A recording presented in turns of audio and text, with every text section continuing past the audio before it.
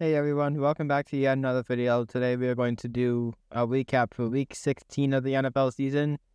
I'm going to do another quick one because honestly, I was pretty busy throughout the weekend and yeah, we're just going to do a quicker one today. I'm not going to go on and on about particular games this week, but yeah, let's get right into it. First up, we had what happened in this game. 38-37 win for the Seattle Seahawks. When I talk about what happened in this game, I'm talking about that 2-point conversion that happened. Because, wow.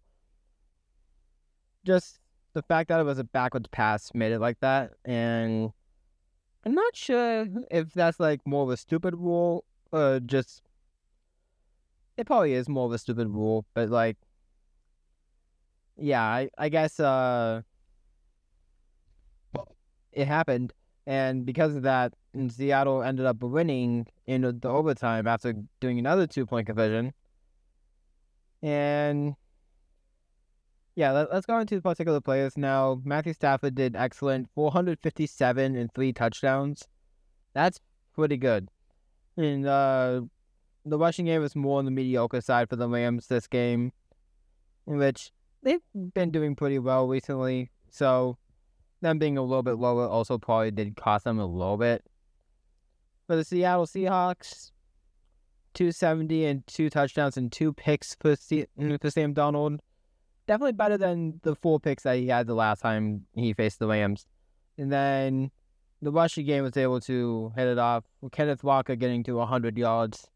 And even just in terms of receiving, 225 yards for Puka and 96 yards for Jackson Smith-Njigba. So, yeah, overall, this was a really good game, and Seattle is in contention for the 1 seed. Next up, we had Philadelphia clinching their division with a win against the Commanders 29-18.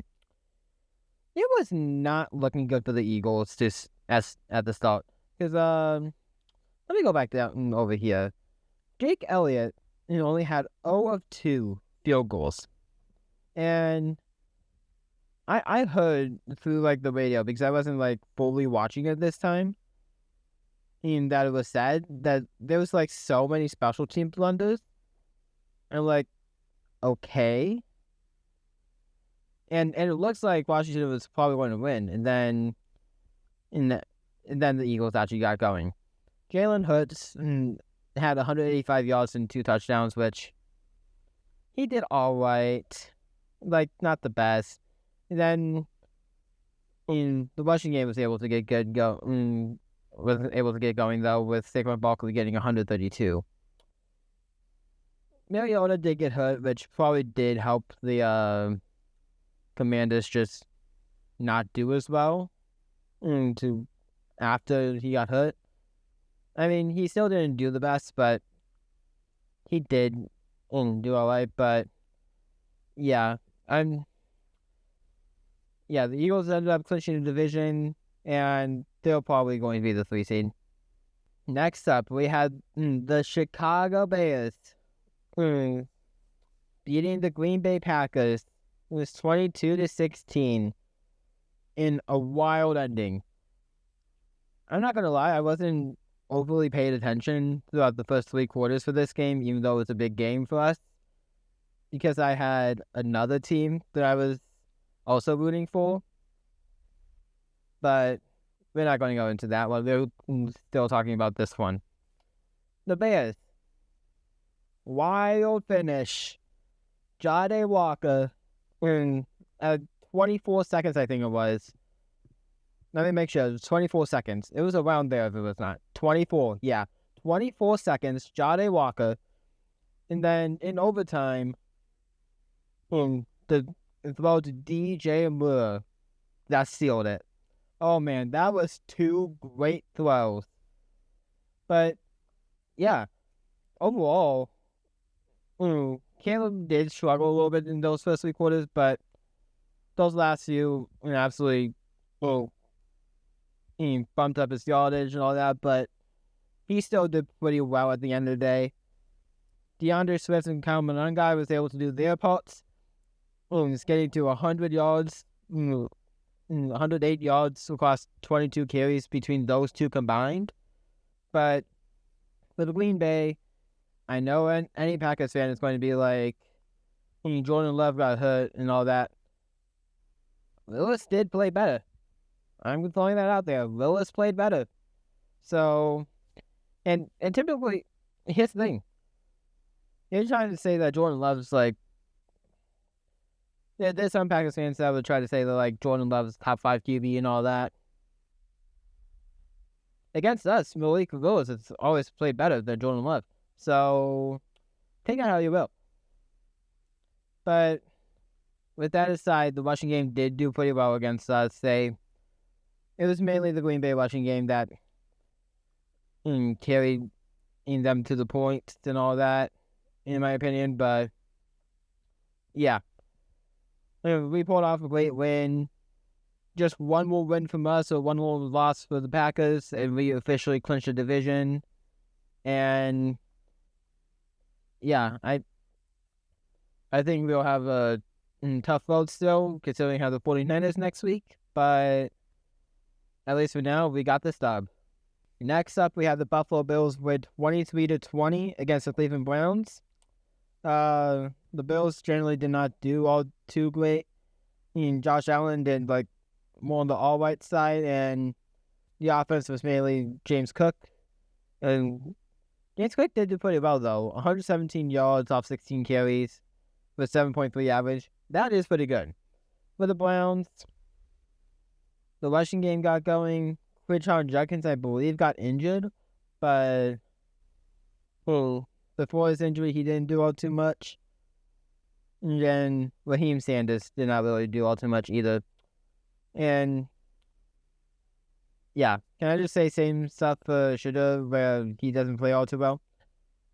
But yeah, overall, this game wasn't like that great of a one, and the Bills just escaped. Next up, we had the Los Angeles Chargers win 34-17 against the Dallas Cowboys. Justin Herbert had himself a day. 300 yards, 2 touchdowns, 0 picks. That's very good. And when you consider that, Omar Hampton got 85 yards off 16. Justin Herbert got 42 off 8. Rushing-wise, the offense was just clicking. For the Dallas, for the Cowboys, Dak did all right. 244 yards off 30 carries and 2 touchdowns. Ain't bad at all. In the rushing game, it was all right. I wouldn't say that was like good numbers, considering 34 of 9 is the 3.8. But yeah, the Chargers absolutely played. It was against Dallas' defense. I do think the better defense just won in this game, because Dallas could end up having better production days in offense against like some of those worst defenses, because the Chargers is a better defense than the Cowboys. But overall, this ended up being more of a blowout. In this game, I did have the Cowboys, but hey, you know what? I still had a good week predictions-wise, so I cannot complain too much about those that I did get wrong. Next up, we had the Tennessee Titans win 26-9 against the Kansas City Chiefs, and the Chiefs just keep finding. Yeah, the Chiefs are going to be more unwatchable, considering Minshew just tore his ACL as well, and they're going to play Chris Olajuwon, whatever his last name is, like this guy, just whatever. But yeah, this seems going to be more unwatchable. And Pacheco, he did all right, 34 yards of 8 carries. But can we talk about Cam Ward? Because he's quietly been building up in his play for recent weeks. Tony Pollard still absolutely played. Don't get me wrong, he did. But Cam Ward against Kansas City got 228 yards off 28 attempts and 2 touchdowns. Maybe the Titans will be back next year. Maybe. I think Cam Ward just needed to have this year be like a building up year. It is his rookie year, so it made sense that he didn't play all that good throughout the beginning of the year. But now as we're ending the end of his rookie year, he's been pretty good. So there's something to build on with that. And I know they play the Saints, which is another coming up team. That's going to be a good game, actually. I think that will be a good game. But yeah, I think the Titans are keeping their momentum up, while the Chiefs, they don't have any momentum anymore. They're basically just out of it. Next up, we have the Cincinnati Bengals win 45-21 against the Miami Dolphins. Joe Burrow, he played excellent. 309 yards, 4 touchdowns. Like, there you go. In the rushing game, did pretty well with Chase Brown, as he had 66 yards and 12 carries. But Miami, I mean, that's pretty good yardage, honestly. 260 yards off 30 attempts, that's pretty good. Downside, of his play in this past week was the 2 interceptions. I will say it was against, the Bengals defense to probably pick for that yardage number, but you got to take what you can with your first overall game. And Devon Achane continues to be this offense, as Achane had 81 yards off 15 carries and a touchdown. So,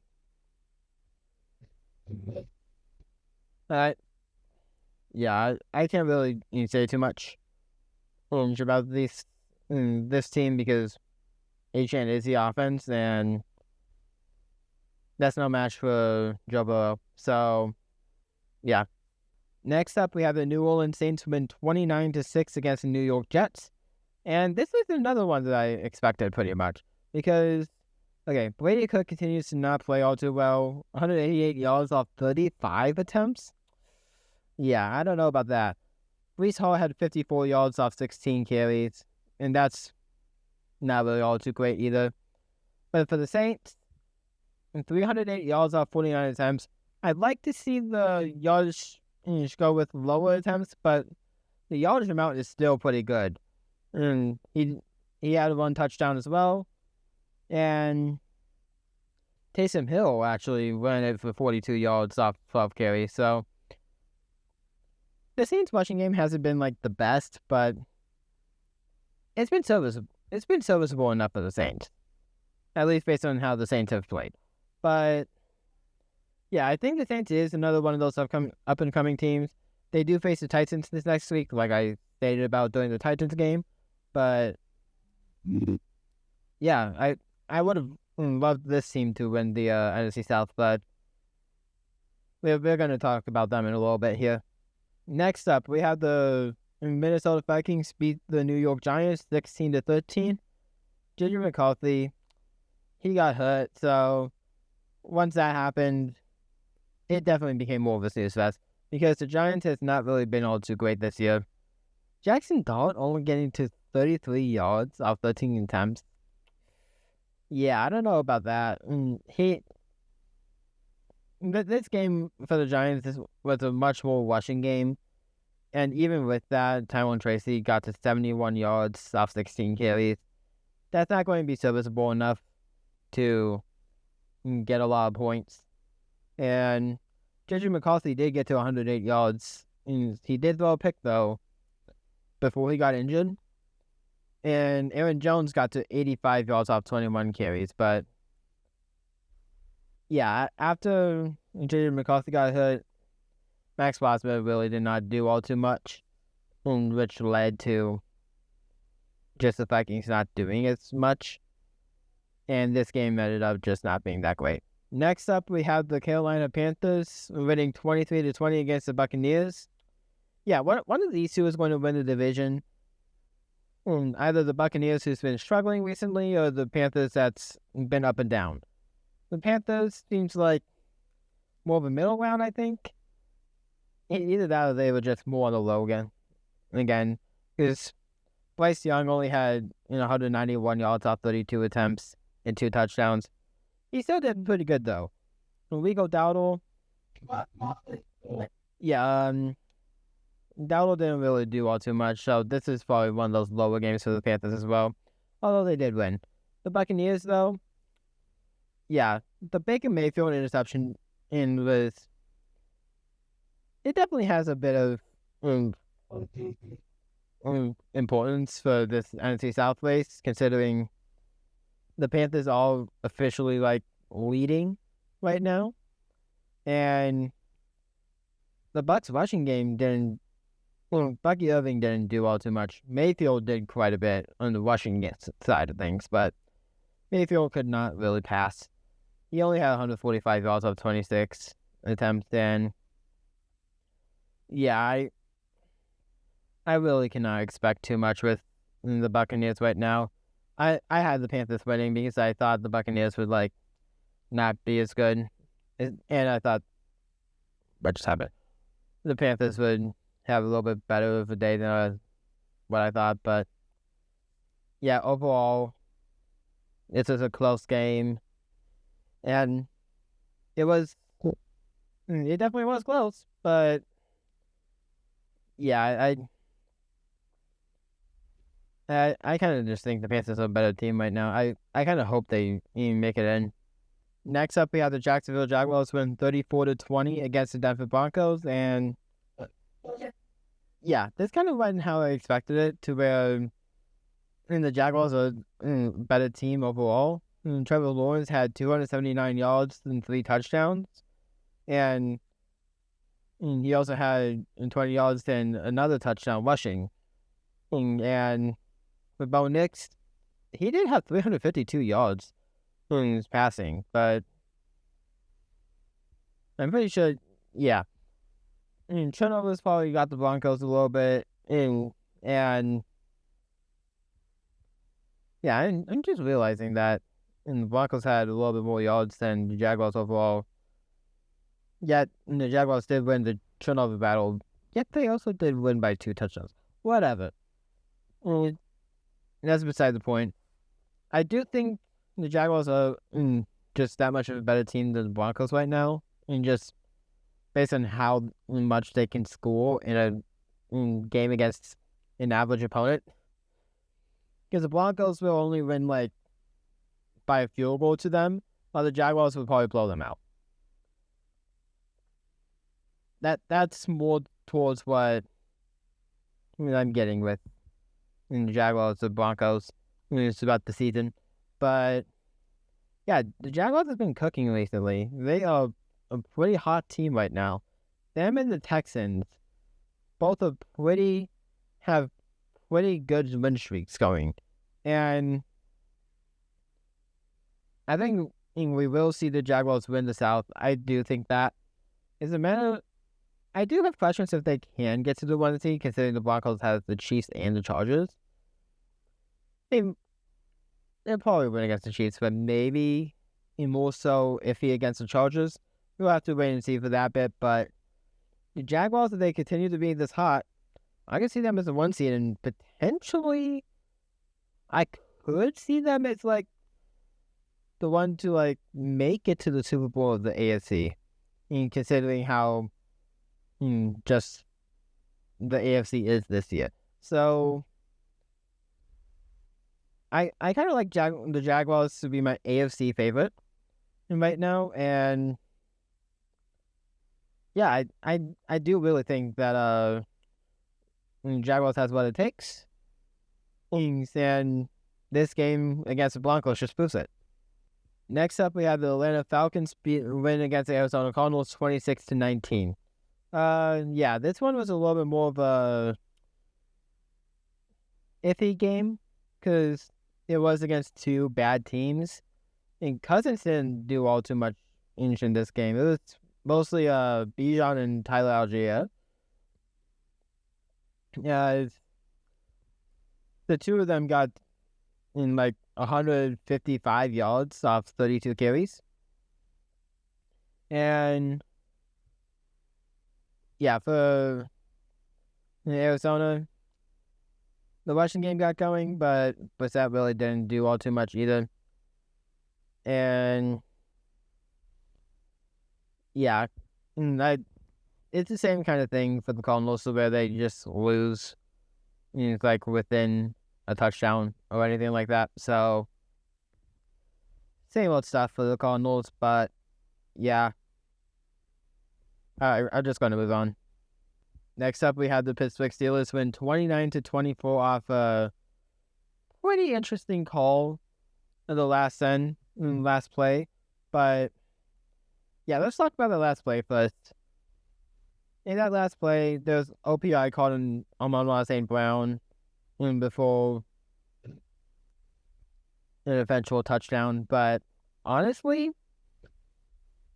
you can't deny that it was like, at least not like iffy. Because Amon-Ra did like push him off a little bit. Did push Ramsey off a little bit. Did Ramsey flop? There may be a case of that as well. But overall, it did get called. And that probably was a pretty good instance for Ramsey to flop to get that call to begin with, actually. Because Amon-Ra did push him a little bit. But that's besides the point. Overall, the Steelers, can I really just say that they did enough to win? Because the OPI didn't happen that late in that game. But, okay, can I talk about Jahmyr Gibbs a bit? Because, okay, he did do pretty good receiving, which that's fine. The rushing game for the Lions has not been that great with this year. It truly has not. I think they're missing Ben Johnson for that. But, yeah, I don't know. The 16 yards off 11 carries between Montgomery and Gibbs. Yeah, they're definitely missing the rush game. And that's probably helping the Lions just not have this good amount of their wins that they've been used to the past few years. But Jared Goff did get to 364 54 carries, so that's good on him. Onto the Steelers side, we have 266 yards and a touchdown for Aaron Rodgers. Jaylen Warren had such a day, though. 143 yards and 2 touchdowns, which still sadly was not enough in my fantasy for the semifinals. But I guess we can say about that a little bit more, but on the Monday night game. But yeah, he had such a great day, and yeah, the Steelers ended up pulling away with it. Next up, we had a pretty close game between the Houston Texans and the Las Vegas Raiders. 23-21. I wanted to say that you would make the playoffs, but now it's not a good run. That's not good. What? The defense. Okay. Geno Smith was able to get in 201 yards and 2 touchdowns and a pick off the Texans defense in 23 attempts, by the way. So let that one sink in. Ashton Jeanty. Good game alert from Ashton Jeanty. What? Yeah. What happened with the Texans defense? And the offense really couldn't do all too much, a lot of times this season. 187 yards off 35 attempts, and then the rush game did not get going all too much. So, at least the offense ball for the Texans was more on the expected side, but the defense? What happened defensively? I kind of would expect the Raiders to actually win based on this, but at least they did get a pick to where it probably would not have been a full win from the Raiders rather than against the spread. But yeah, I don't know, dude. I think the Texans are maybe a little bit more on the brink of missing them. And I thought and they would be to start the week, but yeah, this one was a little bit more eye-opening in terms of their potential playoff hopes. Next up, we have the New England Patriots win 28-24 against the Baltimore Ravens, and Drake May, he absolutely got this game in the fourth quarter. He had 380 yards, 2 touchdowns, and 1 interception in this game. And Ramondre Stevenson had 51 yards to go along with it. And Lamar Jackson, he got hurt in the middle of the game. He did have 101 yards in his off 10 attempts, which, hey, you know what? Really good. And Tyler Huntley, he didn't do as good, better completion percentage-wise, but only did get 65 yards off those 9 completions. Derrick Henry, 128 yards off 18 carries and 2 touchdowns. He carried this offense. I'm going to say it. He carried this offense, but he didn't carry it enough compared to Drake May. And yeah, that's pretty much what I got for this game. It truly was. It was a good game. And finally, we had in the 49ers win 48-27 against the Indianapolis Colts. The 49ers, you know what, let's start with the Colts. The Colts, Philip Rivers actually did not do all too bad. And with this being his second game back, hey, you know what? And against the 49ers defense, that was not bad at all. 277 yards, 2 touchdowns and 1 interception. And Jonathan Taylor, he has struggled a little bit recently. 46 yards off 16 carries. Not really all too great. The 49ers, though. Brock Purdy, he had 295 yards, 5 touchdowns, and a pick. While the rushing game for CMC got 117 yards and is off 21 carries. Now, for the receiving yards, this is the part that I was going to get to with the fantasy part. And going into Monday night, George Kittle, who I have, against Jawan Jennings, who my opponent had. And George Kittle got hurt near the end of the game there. I don't think it's anything serious, but he did get hurt enough to where he had to miss the rest of the game. And I ended up losing by 3. So that sucked. And if he also did get a touchdown near the end of the first half, it would have been wraps. But yeah, it sucks that I'm out like by 3 points before the championship, but it is what it is.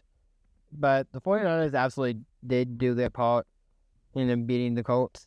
And if the 49ers win out, they actually do get the 1 seed because Week 18 against Seattle will be that important. If the 49ers and the Seahawks win Week 17, it's going to be either one of those two getting that 1 seed. Now, I would rather have the 49ers lose next week, considering they face the Bears. But I do think if that were to happen, if the 49ers against the Bears, sadly, and the Seahawks win this next week, this Week 18 matchup is going to be awesome. But yeah, with that said, that's going to be it for this video. If you guys liked this video, please make sure you hit the like button, subscribe if you're new, and I'll see you guys next time. Bye.